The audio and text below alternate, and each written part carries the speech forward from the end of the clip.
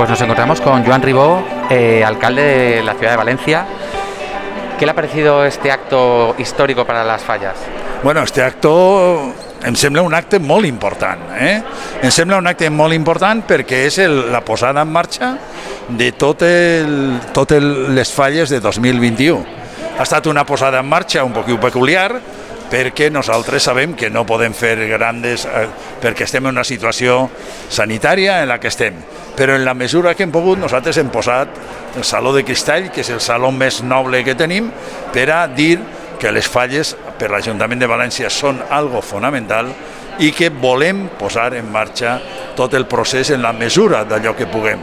Per això li hem dit a les falleres, a l'acord d'honor de la fallera major infantil, que elles són les ambaixadores de l'alegria, que elles són les ambaixadores de l'esperança i que elles d'alguna forma han de transmetre a les seues comissions, als seus casals, de que el món faller ha de tirar endavant, té moltes possibilitats de treballar respectant les normes. Jo això sempre ho diré, perquè crec que és important això, però a la vegada hem de dir que València està en una situació de les millors d'Espanya i jo crec que això és positiu, no? Entonces anem a treballar en aquesta direcció amb l'esperança de que en març puguem celebrar unes Falles normals. Però, com deia un gran poeta d'Alejandria, el final és important, però el camí és molt important també, deia Cavafis. Jo vull ressaltar això. En el món faller no tot és el dia de les Falles. Hi ha moltes activitats, moltes reunions, moltes actuacions, moltes coses que es poden fer i que hem de fer i que jo, des de luego, vull fer una crida al món faller per a que es posi en marxa, amb il·lusió.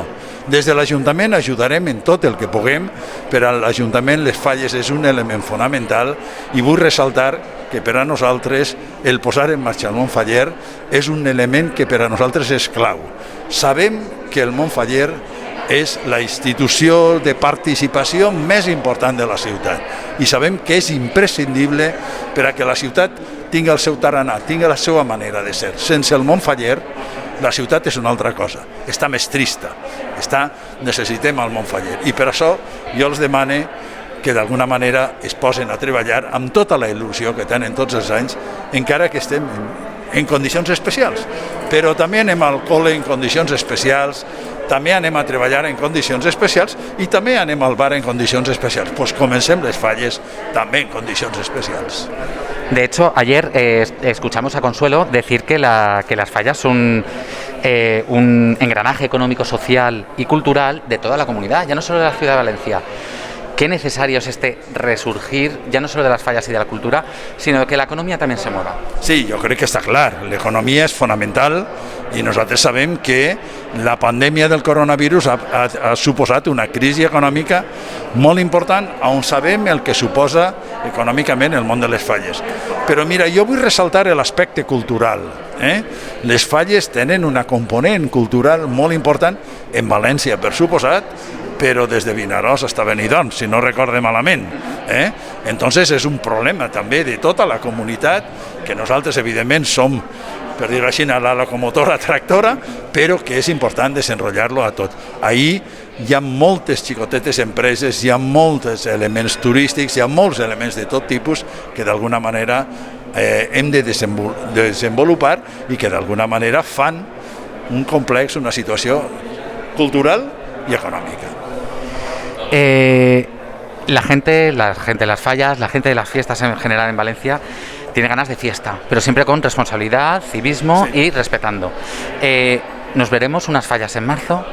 Jo crec que sí. Jo vull ser optimista. Jo crec que sí. Evidentment, no estic segur, perquè este bicho maldito fa el que vol.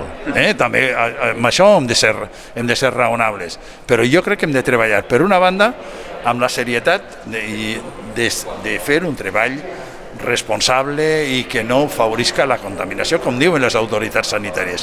Però, per altra banda, en la idea de que podem fer unes Falles, si no exactament iguals, molt aproximades.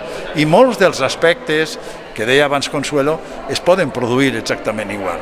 Jo no sé si el nivell de turisme serà el mateix, perquè evidentment el turisme està afectat, però molts dels altres aspectes poden desenvolupar-se d'una manera normal. Hem de treballar en aquesta direcció, com si en març no se n'haguera anat este coronavirus, haguera desaparegut de València i haguera desaparegut d'Espanya. Hem de treballar en aquestes condicions, sabent que avui està així i hem de respectar-lo y hem de respectar unas normas sanitarias. Positividad, responsabilidad, pero ante todo, como bien decíamos, tradición y cultura. Aparte de todo esto, ¿cómo ha visto las falleras? Y como dentro de un momento, pues a las falleras mayores, ¿las ha visto tranquilas, nerviosas, como el primer día? Bueno, no, les falleres jo les he vist, en primer lloc, que tenia una mica d'experiència de l'any anterior, en segon lloc, una data que és fàcilment verificable, que havien crescut bastants centímetres respecte a l'any anterior, o sigui, sobretot algunes que deies, segur que és de la infantil i no és de les dels majors, però en general jo les he vist molt il·lusionades, les he vist en ganes de treballar i les he vist una actitud molt positiva, actitud que no he vist encara en la cort, però que veurem en seguida i que estic segur que serà molt positiva també. Muchas gracias, le dejamos que continúe disfrutando del acto y un saludo para don Falleret. De acuerdo, que vagi molt bé. Hasta ara.